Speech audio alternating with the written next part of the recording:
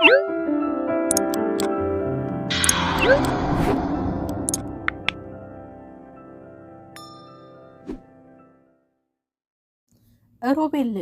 ከፍተኛ ችግር ውስጥ ወርቋል። የህይወት ጉዳይ እጅጉን ያሳዘነው ሮቤል እንዴት በጨለማ አውጥተው ይጥሏታል ብሎ ህይወትን ከቤቱ አስጠግቶ እሱ ግን ውጭ እየሄደ ቤርጎ እየከፈለ ማደሩን ከጀመረ ሰንበትበት ብሏል። ግን ያም ሆነ ይህ ፍሬና ታዴ ግን አሁንም ከህይወት ራስ ላይ አልወረዱም። ህይወትን ሮቤል ቤት አስገብታ ልጇ ራሄል ከሮቤል ያላትን ፍቅር ለማቋረጥ የምትጥረዋ ናት። ግን እቤት ውስጥ ዘመድ ናት ብለው በድብቅ ታዴና እህቱ ያስቀመጧት ህይወት አባትነትን ተቀበለኝ እንጂ ካንተ ምንም አልፈልግም ብላ ብትለውም የእሷን ልጅነት ከተቀበልኩ ቤቴ በተናል ብሎ ትዳሩና አንዲት ፍሬ ልጁ ብሳበት አንዷን ልጅ አሽቀንጥሮ ወደኋላ የጣለው ታዴ። ያም ሆነ ይህ ታዴ እዛ ቤት ህይወት በሰራተኛዋ መልክ መቀመጧ ለታዴ እጅጉን ሰላም ነስቶታል። ፍሬ ግን ህይወትን ልክ እንደ ልጇ አድርጋ ትምህርት ቤት እንድትማርና በነፃነት እንድትኖር ፈቅዳላት ነበር። ሰው እንዳኖሩት አይገኝም የሚባለው ነገር ከዕለታት አንድ ቀን ግን ፍሬ የሁሉንም ወሬ አልሰማ ብላ ለህይወት ያላት አመለካከት እጅጉን የበረታ ነበር። ታዲያ ምን ያደርጋል? ያም ብላ ብትልም ነገሩ በስተመጨረሻ ተቀልብሷል። ፍሬ ህይወትን ከቤት ወጥታ ሮቤል ቤት እንድታደር ከዛም ራሄል ከሮቤል ያላት ፍቅር እንዲቀንስና እዛ ቤት እየዋለች ስታድር በፍቅር ተሳስበው እሷ ነፍሰ ጡር ትሆናለች። ከዛም የኔ ልጅ ከሮቤል ትርቃለች፣ የልጅን ህይወት እታደጋለሁ ብላ ዘመድ ወይም ደግሞ እንደ ልጇ ስታያት የነበረችውን ልጅ በጨለማ አስወጥተው አባረዋታል። ግን በግራም ብታይ በቀኝም ወደፊትም ብትሄድ ወደኋላ ድቅድቅ ያለ ጨለማ የወረሳት ህይወት ሮቤል ጋርፋለች። ለዛሬ ልደርና በቃ ነገ አይግባኝን ሄዳለሁ ብላ ያለችዋ ህይወት የት ትሄጃለሽ? አሁን እነዚህ ቤተሰብ ናቸው። በቃ መሄጃ እስከምታገኝ ድረስ አንቺ ዝተቀመጪ፣ እኔ ግን እውጭ አድራለሁ ብሎ ቤቱን ለቆላት እውጭ ማደር ከጀመረ እጅጉን በጣም ቆይቷል። ራሄል ግን የህይወት እዛ መሆን እጅጉን ሰላም ነስቷታል። ህይወትን ከዚህ ቤት አባሩልኝ ከዚህ ግቢ፣ አለበለዛ እኔ ራሴን አጠፋለሁ እያለች ከመመጻደቅ ወደኋላ አላለችም። ያም ሆነ ይህ ነገሩ እየተጋጋለ ሂዷል። ታዴ እጅጉን በጣም ተጨንቋል። ማርታም እንደዛው። በቃ ጠላቶቻችን እዚህ ድረስ ተከትለውን ከመጡማ ወደፊት ያጠፉናል። በቃ ከነሞላው ቤተሰባችን ነው አቃጥለውን የሚሄዱት እያሉ በስጋት ባለበት ሰዓት በጆሮ ላይ በእንቅርት ላይ ጆሮ ገድፍ የሚባለው ነገር ሮቤል ታዴን ከበስተጀርባው አፍኖ ወደኋላ እንዳዞር፣ ከዞርክ እገልሃለሁ፣ ራሄል ልጅህ በህይወት እንድትኖር ከፈለክ ህይወትን ልጅነቷን ተቀበላት፣ አባትነትህን አዎ ብለህ ተቀበላትና ከዛ ህይወት አንተ አባቷ እንደሆንክ እርግጠኛውን ካወቀች ራሄል በህይወት ትቆያለች፣ ካልሆነ ግን ራሄልን ታጣታለህ ብሎ ቀጥታ ወደፊት ሂድ፣ ወደኋላ ከዞር ካጠፋሃለሁ ብሎት ወደፊት ጉዞውን ቀጥሏል። ወይኔ ታዴ ያቺ ስትፎክርብኝ ነበር፣ በቃ ህይወት ናት ይሄን የምታደርገው ብሎ ወደ ህይወት ሂዶ ብዙ ጊዜ አስፈራርቷታል። ግን አላውቅም ብላለች። ህይወት ምንም አባቴ ነው ብሎ አባትሽ ነኝ ብሎ ባይቀበለኝም አባቴን ምንም ነገር እንድትናገረው አልፈልግም።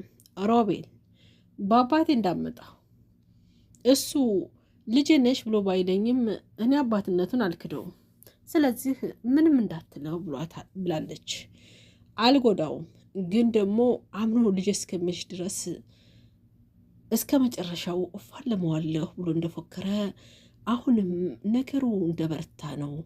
አንድ ቀን እየጠጣ ባለበት ራሄል እናቷ የምትወጁን ሰው እውነተኛ ካፈቀረሽ በእጅሽ አስገቢና ሳይን ብላ ብትላትም የሚጠጣበት ድረስ ተከትላ ሄዳ መጠጥ ጠጥታለች።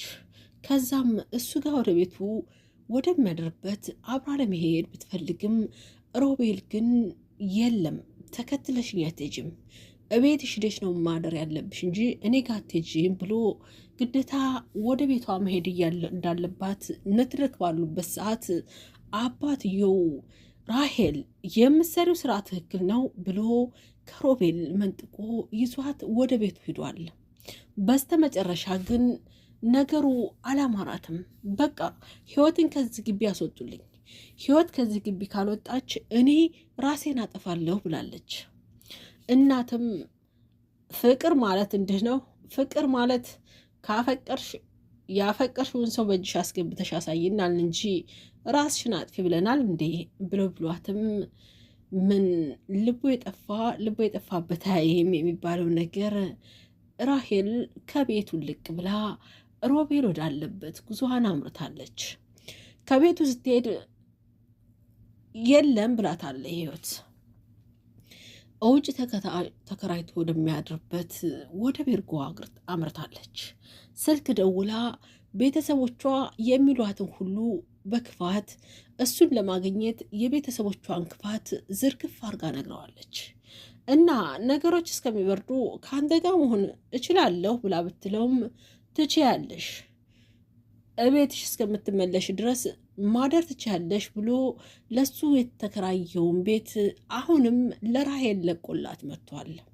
እቤት ከመጣ በኋላ ግን ፍሬና ታዴ የልጃቸው መጥፋት እንደገና አምከንክኗቸዋል። የፍየል አሮጊት አትሄድም በጫማ ሂጅ ብሎ ሰዶ በኋላ ልዳማ የተባለው ነገር እነሱም እንደገና የራሄል ከቤት መውጣት ጎዳና ለጎዳና እያንከራተተ ልጃቸውን ፍለጋ ተንከራተዋል። በስተመጨረሻ ሮቤል ጋር ነገሩን አጠንጥነዋል።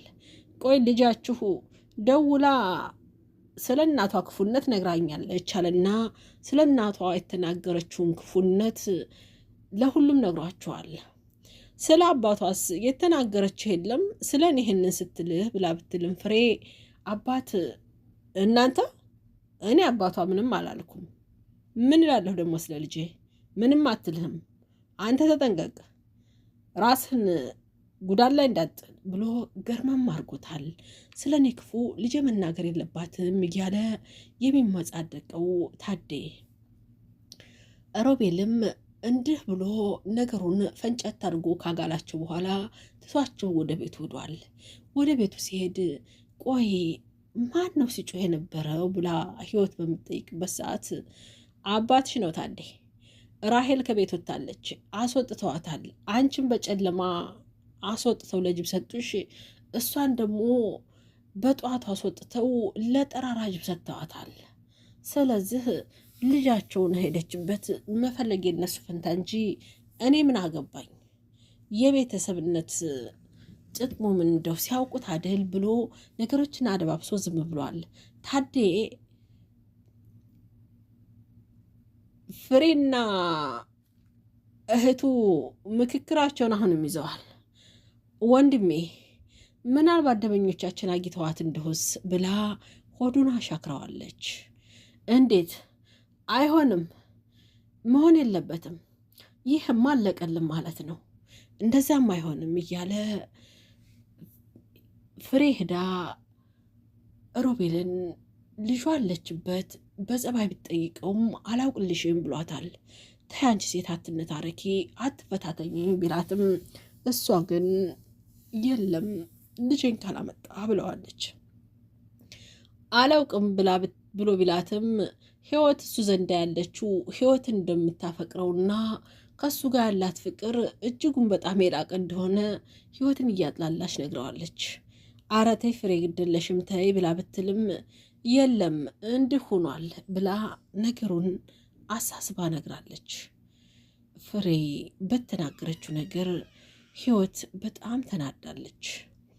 ሮቤል በጣም በደስታ ሞቷል። በኋላ ላይ ግን ለህይወት አለችበት ቦታ እንደሚያውቅ ነግሯት ከቤት ሲወጣ ፍሬ ወገብ ዛላውን ብላ አፍና ከቤቷ ወስዳ አስራ አስቀምጠዋለች። ልክ ከተኛበት ከባነነ በኋላ የት እንዳለ ግራ ቀኝ አማትሮ ካየ በኋላ ቆይ አንቺ ሰው ያምሻል እንዴ? ምን እያረግሽ ነው? ፍጅኝ ብሎ ሲላት ልጅ ያለችበት ካላመጣህ አልፈታህም፣ እቤት ለህይወት ስትናገር ሰምቻለሁ አለችና አሁንም በያዘችው አጣና አንድ ጊዜ ስትለው ሮቤል ችግር ላይ ወርቋል። ፍሬ በድንጋጤ ተደናግጣ ወደ ባሏ ደውላ ታዴ የት ነህ?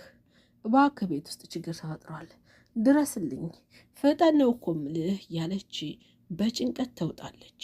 ውድና የተከበራችሁ ቤተሰቦቼ የነበረን ቆይታ ይህን ይመስላል። ቀጣይ በሌላ ክፍል እስከምንገናኝ ሰናይ ጊዜ